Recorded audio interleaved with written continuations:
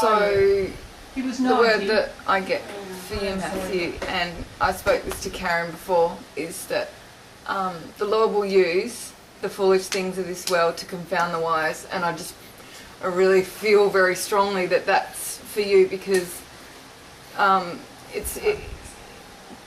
will use the humble, the ones that are crying out to Him, and the ones that you might not necessarily think are going to make it big. He'll use those ones to elevate those ones. And I just believe that for you, Matthew, because I really see that. I saw that straight away, because it's the things that people might not think are, might have a few rough edges, and I believe that you're called to those people as well. The ones, like you were saying before, the brokenhearted, the getting out on the streets and evangelizing to those ones that aren't, your pretty ones, or your all together ones. And I believe that's your heart. That's your heart, is to really speak powerfully into their lives, and to and I believe that even having the Esther girls here, that really elevated your spirit as well, to be able to speak into those hungry hearts, really hungry hearts that those girls have. And I really feel that that God will continue to grow it in you, and that it's, as iron sharpens iron, it will grow. And as you continue to be obedient, and as we all are called to speak out the things of God, God will begin to speak more and more through you, and you will begin to understand and get even more clarity.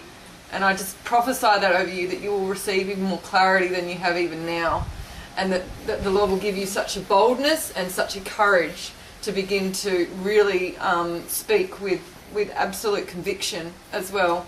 And obviously a word is to be encouragement, but I just believe that you'll begin to, as you begin to speak, there'll be conviction, because love will conquer all. Like God's love, God is love.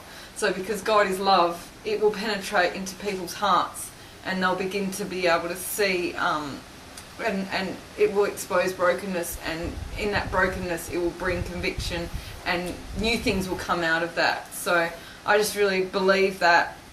And I believe also for the future, God has big plans. I can't see.